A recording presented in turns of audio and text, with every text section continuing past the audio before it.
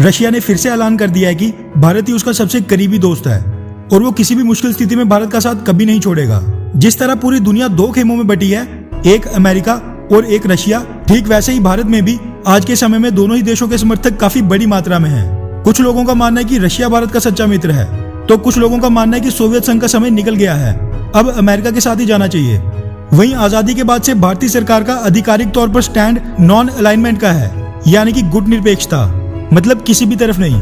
लेकिन ये चीज भी किसी से नहीं छुपी है कि आजादी के बाद से ही भारत और सोवियत संघ के संबंध काफी करीबी रहे हैं। नॉन अलाइनमेंट पॉलिसी की बात करें तो इसके कई फायदे भी हैं, जैसे कि हम दोनों तरफ से अच्छी अच्छी चीजों का फायदा उठा सकते हैं, लेकिन समय आने पर यह सबसे ज्यादा घातक भी साबित हो सकती है, क्योंकि अगर हम किसी भी मुश्किल वक्त में किसी दूसरे देश की मदद कभी नहीं करेंगे तो फिर उस देश से ये कैसे उम्मीद लगाई जा सकती है कि मौका आने पर जब भारत को जरूरत होगी तो वो सामने आएगा।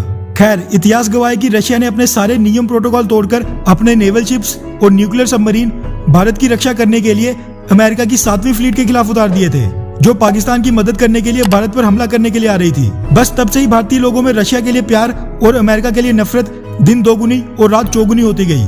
अंतर्राष्ट्रीय कूटनीति के कई पहलू होते हैं और इसको समझना शतरंज के खेल की तरह है।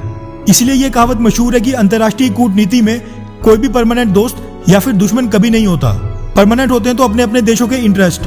लेकिन ये चीज सुब्रमण्यम स्वामी जी समझने को राजी नहीं थे और उन्होंने एक तरफा रशिया के खिलाफ धावा बोलते हुए संडे गार्डियन में 31 अक्टूबर को रशिया की तीखी आलोचना भरा एक लेख छाप दिया, जिसमें उन्होंने कहा कि रशिया भारत का नहीं बल्कि चाइना का दोस्त है और वो समय आने पर भारत को सबसे बड़ा धोखा देगा। इसी के साथ उन्होंने ये भी लिखा कि नेहरू ने सबसे बड़ी गलती कर दी थी ये सोचकर कि मॉस्को में बैठे हुए लोग भारत के करीबी दोस्त हैं। असलियत में तो वो भारत के साथ एक कुत्ते की तरह बर्ताव करते थे। इसी चीज को देखते हुए अब रशिया की एम्बेसी से सुब्रमण्यम स्वामी जी के आर्टिकल पर एक ऑफिशियल स्टेटमेंट सामने आई है। रशिया की एम्बेसी ने अपनी स्टेटमेंट में कहा है कि रशिया भारत का सिर्फ दोस्त नहीं है बल्कि सोलमेट है। गूगल में सोलमेट का हिंदी अनुवाद है जान से भी प्यारा। बाकी आप खुद अंदाजा लगा सकते हैं कि रशिया की एम्बेसी का क्या मतलब था।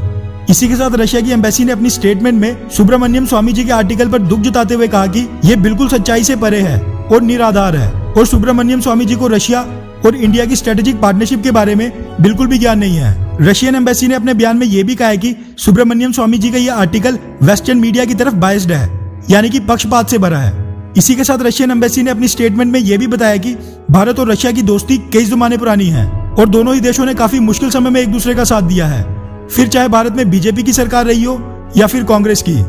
वैसे जो भी हो, सुब्रमण्यम स्वामी काफी बड़े नेता हैं, लेकिन फिर भी वो इस वक्त आधिकारिक तौर पर भारतीय सरकार का कोई भी पद नहीं संभाल रहे हैं। इसीलिए रशिया चाहता तो इस मुद्दे पर बिल्कुल चुप बैठ सकता था, लेकिन तब भी रशिया ने ऐसा बिल्कुल नहीं किया और उसने आगे आकर अपनी स्थिति बिल्कुल साफ कर दी और पूरी दुनिया को यह बता दिया कि भारत उसके लिए क्या मायने रखता है। वैसे आपको क्या लगता है कि रशिया और अमेरिका में से कौन सा देश भारत का सच्चा दोस्त है और आप किसकी तरफ हैं, अमेरिका या फिर रशिया? नीचे कमेंट करके अपनी राय जरूर बताएं। अच्छा सुनो, चैनल को सब्सक्राइब करो, उसके बाद घंटी बजा देना ताकि अगली वीडियो आपसे मिस ना हो पाए। Thank you.